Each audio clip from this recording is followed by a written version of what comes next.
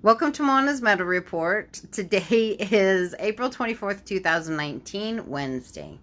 And my name is Moana. A Meadow Report is just a report on what I've been up to. In this case, what I'm aspiring to do. What things I would like to challenge, like belief systems I choose to challenge, what things I choose to do differently, and things I would like to expand on. So one of the things that I've been studying, and actually, to be honest, I was in very high levels of resistance when it came to this. The Marie Kondo, Spark Your Joy, Joy. She has two book titles, so I get the two mixed up or jumbled together. But and then I found out my cousin is actually doing the same program, and she actually paid someone to help her do it. So I'm just going to start small. Just for the socks, you just fold it. You get any container. In this case, I don't know if you can see this. So I just lined them up and then folded it in half.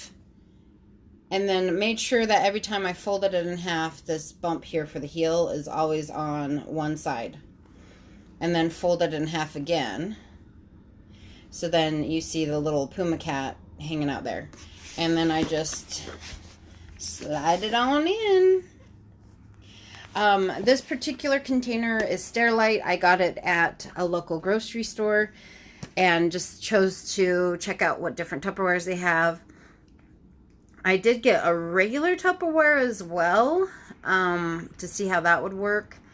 And it seems like it might be a little bit too, because mainly it's just meant for food. This one is actually meant for like more sturdy storage.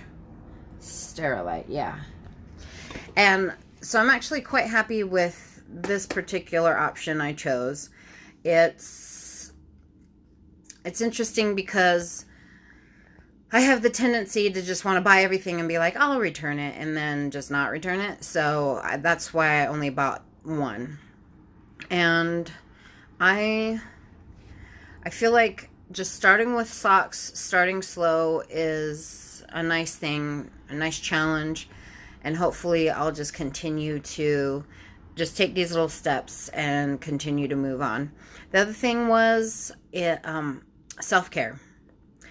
Notoriously horrible at it. I would say Jordan B. Peterson, he actually wrote a book, The 12 Rules for Life, and it explains that you will need to clean your room before you choose to criticize someone else's room. And the way he describes it is, he says, do not separate yourself from the room. The room is a reflection of what's going on internally. Which actually I had a good friend of mine explained that to me once, but I never kind of soaked it in or embraced it. But now it makes complete sense. So I decided another version of self-care is basically me cleaning. I have mentioned before that I am a hoarder. The thing that's really interesting about it is I know I can do it, and then I continue to put cleaning back. So there's resistance pretty much 100% along the way. But there's a knowing that I have the capability of doing it, and I can do it, and I don't know, that resistance, I'm doing my best to figure out what step I need to do with the resistance. Just thank the resistance that it's there, recognize it, or I kind of wish I could just either call up Jordan B. Peterson, Teal Swan, Gordan Ramsey even. I'd call Gordan Ramsey to be like, hey, can you take a look at this picture? Tell me what you want to say about it, and record it So anytime I feel like I'm down on cleaning, I could just hear you yelling at me. Or maybe I should just take clips from his actual kitchen nightmares and be like, this place should be condemned, you donkey. So, yeah, I'm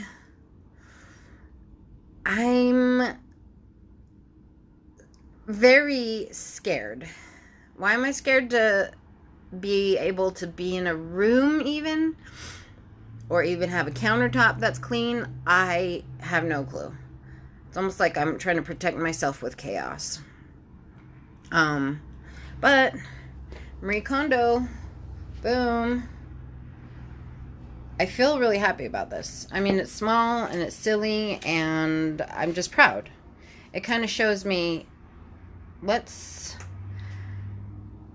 know that you could attain it with the small steps, because maybe that's my problem. And Tony Robbins talks about expectations all the time. He says when things aren't going well or as planned, lower your expectations. And when you first hear it, you're like, what? Why?